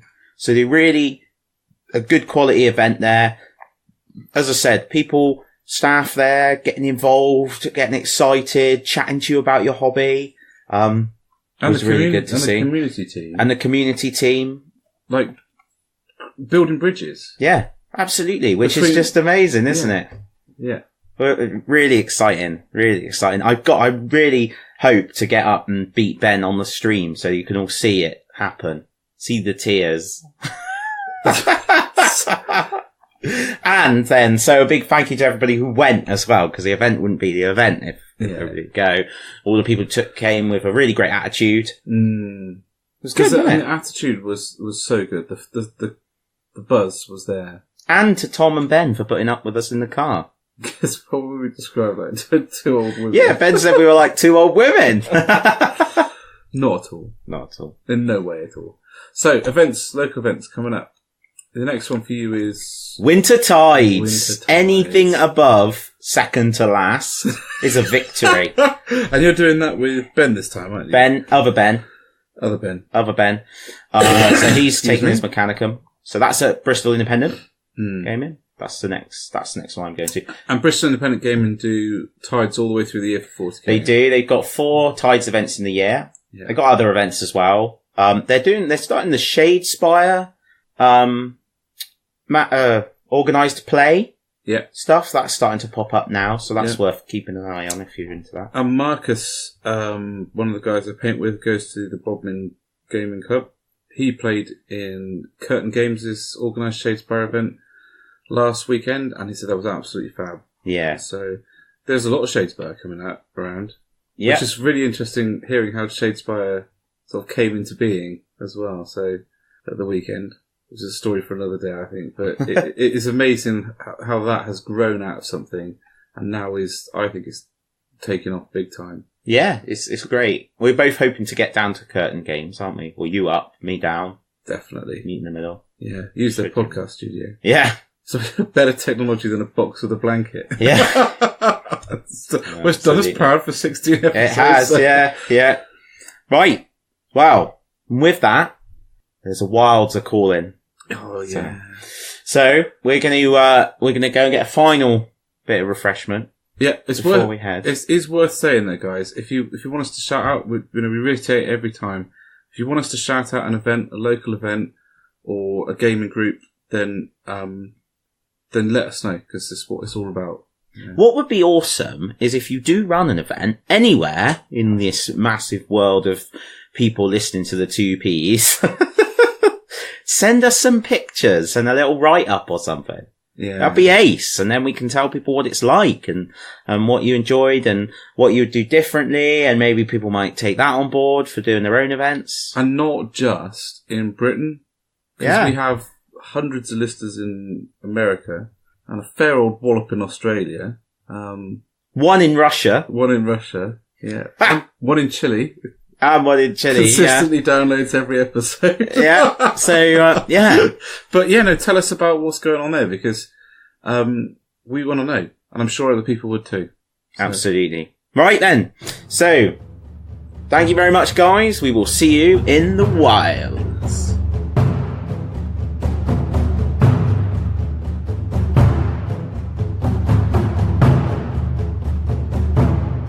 Am I Bob or you, Jim? Are you Jim or am I Bob?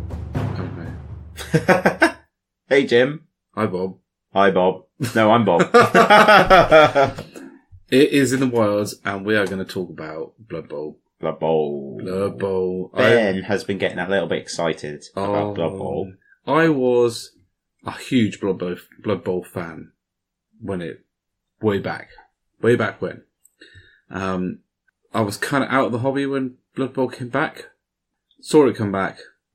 Was a bit like, oh, it's interesting. Models are amazing. Don't have enough time or money to do it, but I've succumbed. I have succumbed. I am so excited about it. I could do a little dance. Wasn't it cool to see like a whole sort of 3 meter display section of just Blood Bowl in Warhammer World? Yes, it was so cool. And I've got a whole bunch of plans. I'm going to do goblins, right? I want to do goblins because I want to do a funky, sort of happy team, not tier 1 by any stretch of the imagination. Probably even going to just do the Snivellers without any of the secret weapons or the troll. Because I love that. I love the background for them. You know, that they try and play like a team. They get thumped every time, but that's all right. Because at least they're trying. So I want to do that. Really excited about painting the pink noses and ears on the goblins. And they've just very usefully done a painting thing on how to do that. So I'll be watching that. I haven't had a chance because we've been at Warhammer World. So I picked up a few bits and bobs over the weekend. And hopefully, fingers crossed, getting the rest for my birthday next week. Yeah, because it's Ben's birthday on the 28th. Yeah. And I've got loads of plans. So I've had this idea of getting... Because one of the things I think was really a pain in the ass about scenery is you can't stack stuff on top of it very easily. So I'm going to get a Blood Bowl pitch. I'm going to build a Blood Bowl pitch and have it in a box so the sides come up. And when you let the sides down, the sides have got stands in. So they fold over the top of the pitch and then it's got a lid. And then I can put it on the shelf and things can go on top of it. What do you think? I think that's excellent. I'm so excited about it, man. I have been planning this for like months. You can have your own Blood Bowl Millennium Stadium. Yeah. Where the roof comes off. Yeah, with lights. And when I play, I'm going to have like background music of like American football charts and stuff. You should have a little board for putting the score on. Like, yeah. That'd be ace. So excited. Or you like wheel the handle, isn't it? Yeah, little thing that can come up and sit in the corner. Oh my days! Yeah, it has to happen with little hangy things to go on it, like the base. Exactly that. Yeah. For the goblins, you should get like a little popcorn maker as well. Like mankind, like a little popcorn maker. Yeah, and like little ice creams, like those tiny cornettos. Yeah.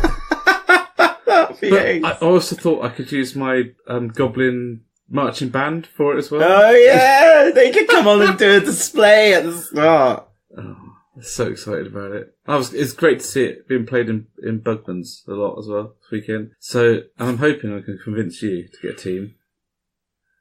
Mate, you don't need to convince me to get the team. And paint them. Exactly. Well, I was saying to you, wasn't it? I almost want to have Blood Bowl month. Yeah, get the team sorted. Buy the game and paint the contents. Yeah.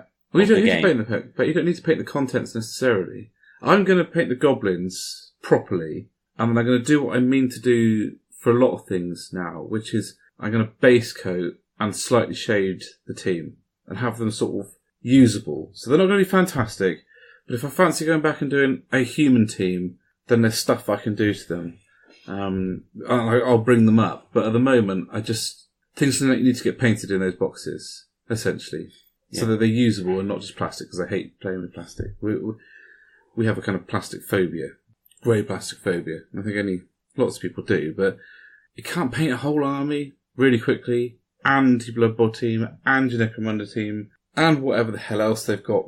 They're going to release, like, tomorrow, the Custodians this month, and they keep some things so close to wraps. We might have Battlefleet Gothic next week. We just don't know anymore. And they're throwing curveballs left, right, and the Shadespire gangs next month, February.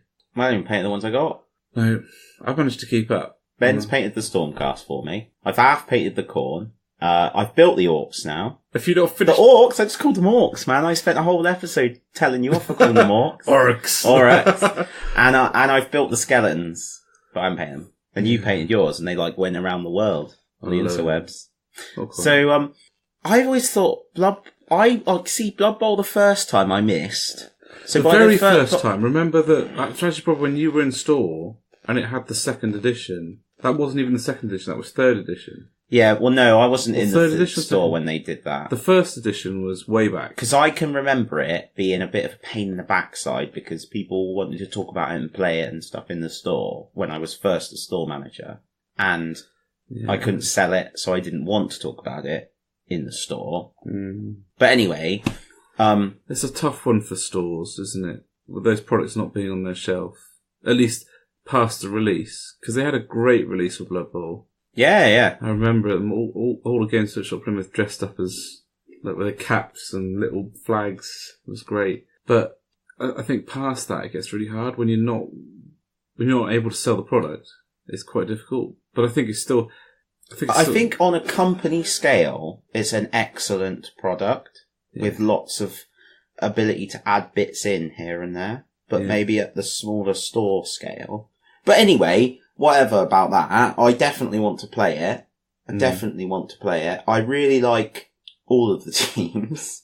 There's a Minotaur, and there's some Chaos Icons. Oh, do something other than Chaos. God, for goodness sake. Do the Dwarves and get the bloody great Steamroller. Yeah, the Dwarves look ace. They all look ace, though. And then we can buy the Grombrindle Black Gobbo set, and I'll have the Black Gobbo and you can have Grombrindle. Oh, yeah. That's quite a good idea. No, because I quite like Grombrindle. Yeah, I thought you might. I knew you were going to say that. I'm not that... I quite like the Goblins, but you're doing them. But that's fine. I mean, it's not that bad. To be honest, I'd be quite happy just getting the... main box and playing the main box and trying it out with the human Orcs, to be honest. I particularly liked that I hadn't seen before, or I hadn't realised what they were, but the upgrade kits for, like, the Reichland Raiders, I think they were called. Yeah. And the Auckland Raiders and Reichland something else. Reichland Reavers and Auckland. Yeah. Just mix it all up. I know what I'm talking about. I can't remember what the upgraded names are, but I couldn't really see the difference online, briefly skimming over those on Forge World the other day, but seeing them in the cabinet, the difference is massive. Yeah. But yeah, I'd be quite happy just to get... In fact, it would almost be a good thing, maybe a willpower thing, if I just bought the box set, and obviously Death Zone 1 and Death Zone 2 and the Alamac. No, you don't need Death Zone 1 and 2. Yeah, but I do. They're both in Alamac.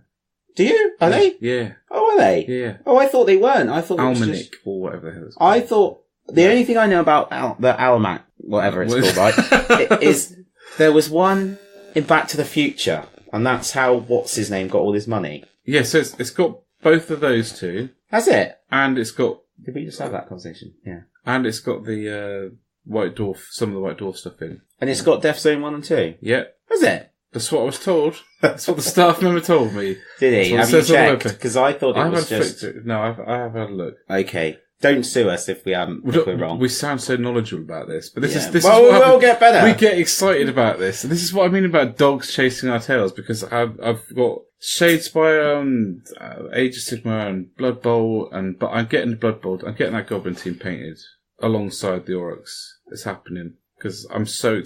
I've put it off for so long. I saw it released, I thought, oh no, you don't need that. And then I did need it, and then I didn't. And now I was just I'm like, no, it's just a joke. For my birthday, I need Blood Bowl because I need it. Because I won't buy it. I won't buy it otherwise, and I want it so much. Yeah, quite excited. So there we go. And now I need to find a Blood Bowl league or set one up. Oh, you'll find one. There's a load of people in Truro that loved it. Yeah? Yeah. In Trelawney's armies. Yeah, Mind you, we are talking like the Blood Bowl 10 years ago community now. has been sort of chugging along in the background for some time. But if you're listening to this and you're part of a Blood Bowl community league team in Cornwall, then yeah, please. There's one in Bristol, although that's a bit of a travel. Oh no. If I came up here, I'd have to interact with you face to face more. Yeah, no. But no, let me know, because I'm really interested. What I really love about it is apparently the game... Can I ask, actually, have you considered, as a model storage and transport option, just keeping them in your hair? Because I'm just looking at it there now, and I'm struck by the fact I think I could actually lose a miniature in that hair. I'm convinced of it. I'm convinced of it. I'm going to find one. Hang on. Let's just find a model. Does it have to be chaos? Yeah, I think it should be. But I'm going to get one of these cultists out. Oh, there's one. Here we go. Hang on. There we go. Look at that. He's gone! He's gone! He's totally gone! Where's my phone? I got to take a picture.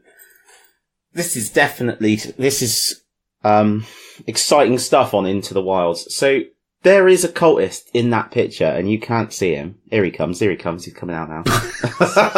He's gone. Oh, look at him. Ugh. Anyway. It's TV, not Blood Bowl? radio, not TV. yeah, it's not very, very interesting, because nobody can see. Blood Bowl, yeah. So computer games. So when you buy the box set, you get half price on Steam. That's what I've been told.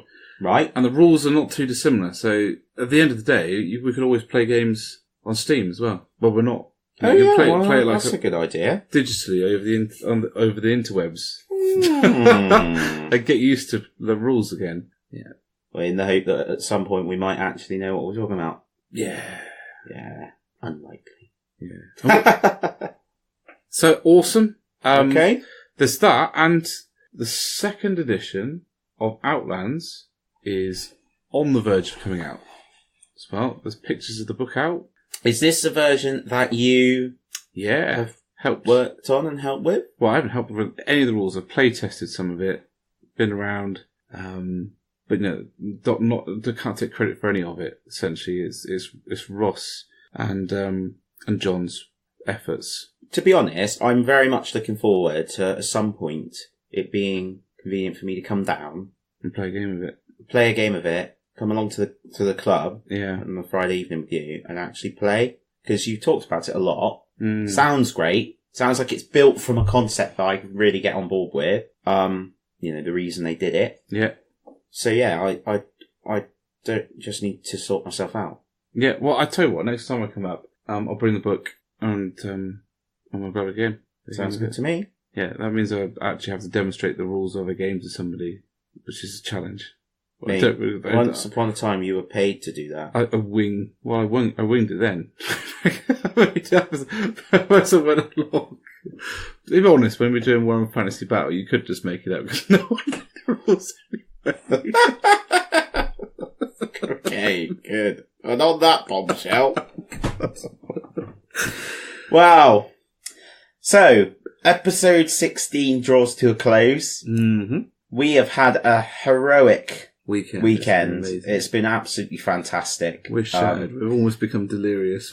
yeah, we've chatted almost delirious. We're, as always, over the moon, really happy to have spoken to some people who've listened, spoken to new people who may listen, if they're unlucky, and seen a tremendous amount of stuff downloaded recently, episodes downloaded, so thank you very much for that. Yeah. Plenty of interaction, really good on Instagram and Twitter even as well. So that is Ben. Considering that neither of us have ever been on Twitter before, it's amazing that I've actually managed to get it to function. Yeah. So really pleased. So thank you all very much. At the 2P's podcast? Oh, yes, I'm sorry. We'll do the bit. At the 2P's podcast on Facebook, Instagram and Twitter. Instagram, Twitter. On a pen and paper, on a piece We're of on paper. YouTube now. Oh, yeah, we need to talk about that. We are on YouTube. Every time we release an episode, it should go onto YouTube. If you recently got a mass load of them, it's because we had to sort of re-release them to get them onto YouTube. So we're really sorry if that happened. That happened. But we had to do it. And we figured the longer we put it off, the worse it would get. Yeah, absolutely. So it's done now. But anyway, so they're up. I'm not convinced, although other people have said that they haven't noticed the difference. I'm not convinced the sound quality is as good, which is a shame. But it's there. And actually might pave the way to us doing some video at some point. I don't know if people are ready for that. I'm not sure either. I'm not sure I'm ready for that. I still feel like I've got that damn model in my hair. He's not in there anymore. So it's like, Put it back. See, now I need a haircut. There we go. Now I'm feeling conscious of it. Right. Thank you all very much. Have a cracking couple of weeks. See you in a fortnight. And we will be back soon.